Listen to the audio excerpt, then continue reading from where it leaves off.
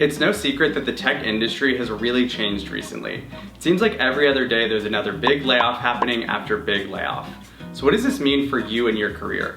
It always seemed like the big tech companies were great, stable jobs that had high salaries and really great perks and benefits. But is that still true in 2023? In this video, I'm going to dive into that topic. First, we need to look back at how we actually got here. In the 90s, there were a couple big tech companies like Microsoft and IBM that really dominated the tech industry. There were also some startups being created, and they were getting a lot of hype and a lot of venture capital funding.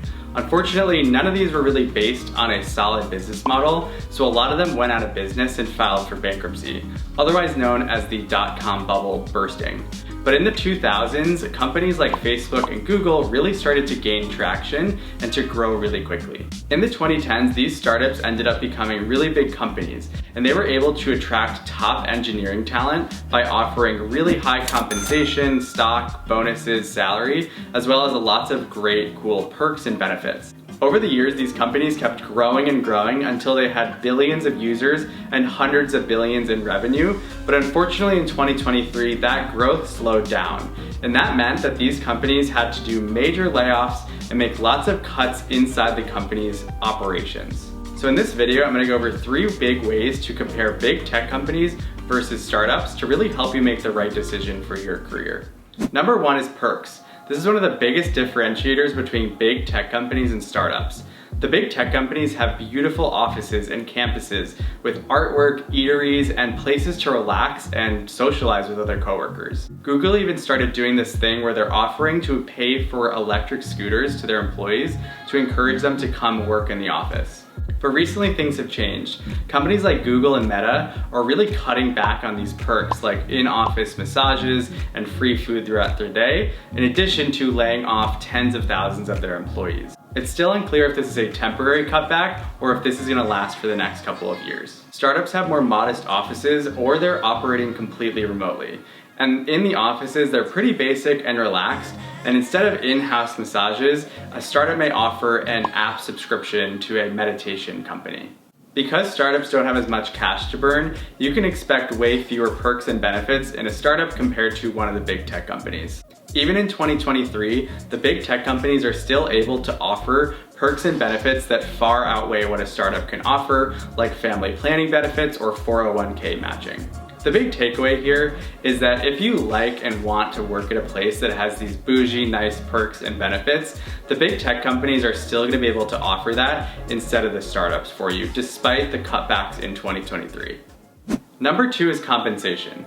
Historically, the big tech companies have been able to offer the highest, most stable compensation packages. But is that still true in 2023? I looked at levels.fyi at the L4 software engineering role and compared and contrasted the salaries between January of 2023 versus January of 2022. What I found was actually really interesting. For Google, the total compensation between 2023 and 2022 was essentially the same, but the breakdown of the different components of the total compensation package were actually very different. Google is giving 1.5% less base salary, 20% more stock, but 46% less in bonuses. It nets out to be about the same in total compensation, but because Google's stock is down in the last year, I think this added stock compensation for their employees is actually making the offers more attractive this year compared to last year. Meta is a completely different story, however. Their base salary is up 2%, but stock is down 11% and bonuses are down 45%.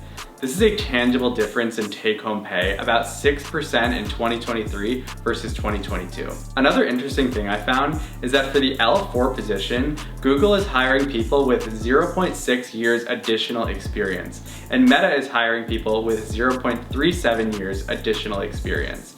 This means that Meta is hiring more experienced people for actually less total compensation than they were last year. Since stock makes up about 30% of a big tech employee's total compensation package, they are really exposed to the economy and the performance of the company, And as we've seen in last year, since all of these stocks have gone down, that means everyone's total compensation each year has been significantly less. Startups are difficult to get averages for because it's based on a bunch of different factors, like what is the industry that the startup is in, what stage are they at, is it Series A, B, C, etc., and what has their growth and revenue growth looked like over the years. On average, you'd be able to expect a lower base salary compensation at a startup compared to a big tech company, but you would be getting more stock options. Those stock options may represent a huge portion of your total compensation, but it's really reliant on if your startup has a successful exit or not. One thing to note is that with startups, the farther along they are, the higher likelihood they are to have a profitable exit.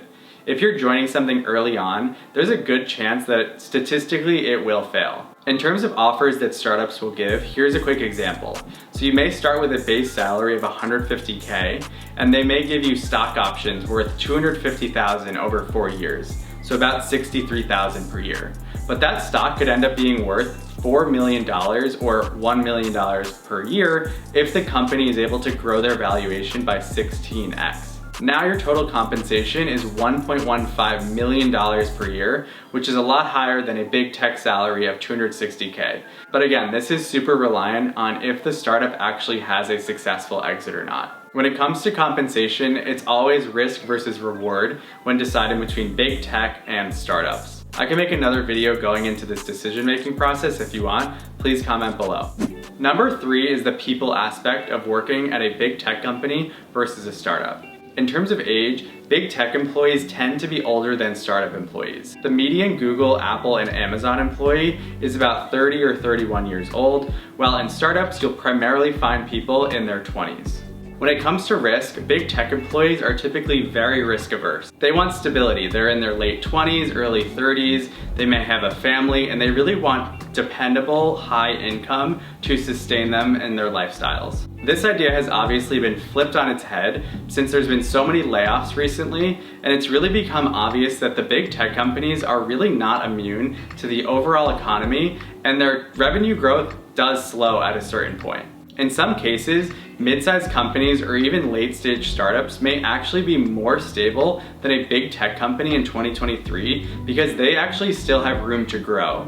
Whereas these enormous companies like Meta and Google, they have reached billions of users already and billions of dollars in revenue, so it's more difficult for them to continue to sustain that growth, which means that they actually end up having to lay people off. Startup employees, on the other hand, have and will always have a much higher risk tolerance than big tech employees. They're willing to work at a company that may not even be around in 1 or 2 years because that payout at the end may potentially be really, really big. When it comes to personality, big tech employees are definitely very different than startup employees. They're more corporate and process driven. They really like to stick to the rules and do things by the books. They're okay with having a lot of different meetings, dealing with stakeholder management, and getting approval from many different people around the company. I've also noticed that in big tech companies, it's not uncommon for people to be competitive or overly political so that they can really climb that corporate ladder and get to the next level in their career. Startup employees, on the other hand, really like to break the rules and challenge the status quo.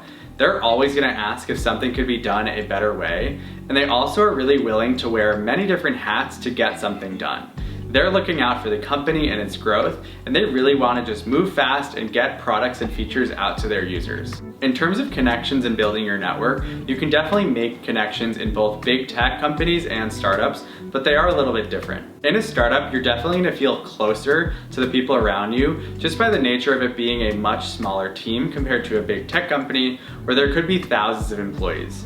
In a startup, you really are like a big fish in a pond, as opposed to a big tech company where you are a small fish in an ocean of people. So all in all, what does this mean for you? Everyone is different and has their sets of preferences, so what should you do to decide what's best for you? I think it makes sense to start from the people perspective. Try to think about what personalities you want to work with, what's the working environment that you want to be in, etc. And then you can approach the perks and benefits and compensation aspects of big tech versus startups. The people that you're around really make or break your experience, so you want to make sure that you're around people that you feel comfortable with and you really want to grow and learn from. If you're interviewing, I recommend you watch the 4 things I learned after 61 PM interviews, and if you're just starting out in product, I share in this video what I did to go from a PM intern who really didn't know much at all to a senior product manager with dozens of launches under his belt.